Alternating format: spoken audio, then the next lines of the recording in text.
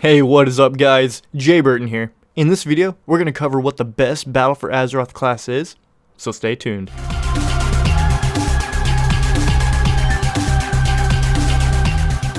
So a few YouTubers have already covered what they think will be the best class in BFA, and after playing a lot of alpha and beta, I decided I'm going to cover what I think will be the best class in BFA. Now in deciding what the best class will be, I made a point system based on 5 aspects: ease of play, PvP, PvE, solo play, and how fun it is. And for the sake of preventing this video from being an hour long, I'm not going to cover every single class in spec. I'm just going to talk about the class that I think will be the best, and then the next 2 runner-ups.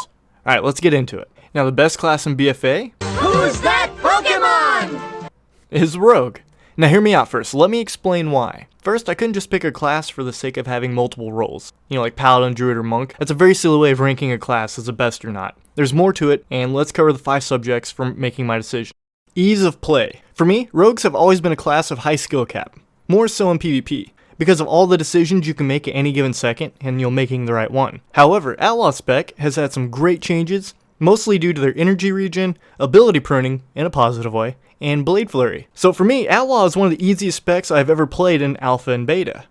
I would actually rank it a 4.5 out of 5 in terms of ease of play, mostly because of Outlaw. Now the other specs are a little bit more challenging, but focusing on Outlaw here. Okay, PvP. This is easily a 5 out of 5. Rogues having the ability to stealth and engage enemies on their own terms is very important. With the new War Mode feature in BFA, World PvP is not only going to be common, but also relevant and rewarding. This is a method for earning conquest points, titles, and mounts. And there's also many achievements added solely for War Mode World PvP. And it's easy to see how Rogue will be the best class to benefit from this. Stalking your prey while they're questing or doing world quest, you attack them when it's best for you. In an arena, rogues are always kind of feared. You know, they keep the enemy on their toes. Having to deal with saps at the start, or stun locking somebody out of a fight, blind, gouge, kick, plunder armor for Outlaw. There's so many things that rogues can do to help sway control to your favor, and this is what really scares people. So if you like arenas, you plan on doing a lot of them, Rogue is definitely a solid pick. Next, we have PvE, and first we're going to look at Mythic Plus. Mythic Plus dungeons have always favored melee, mostly due to their powerful cleave ability, which helps melt down trash packs. And most of the time, when you get into the higher Mythic Plus dungeons, the Mythic Plus buffs make the trash packs harder than the boss fights.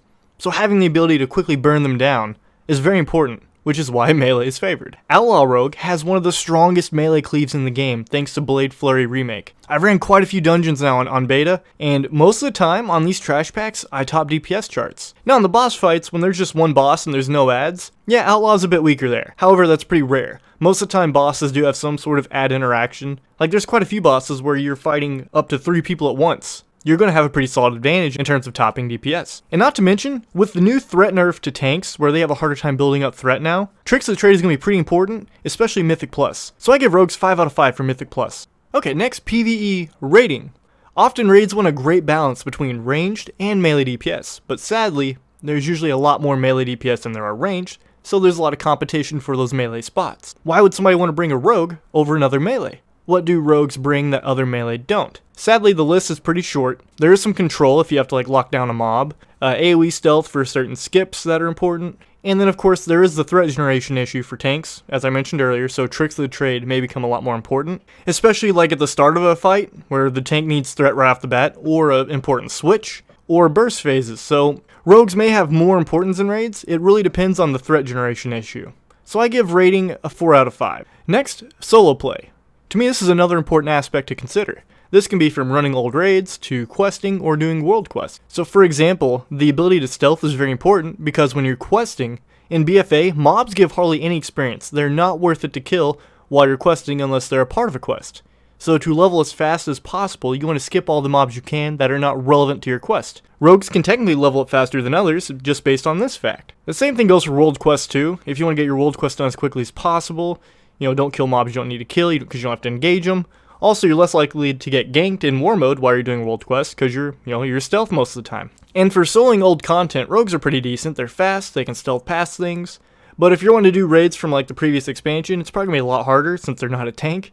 But regardless, solo playstyle, I still give it a 5 out of 5. And the last aspect is fun. How fun is the class? Rogues have always been such a fun class.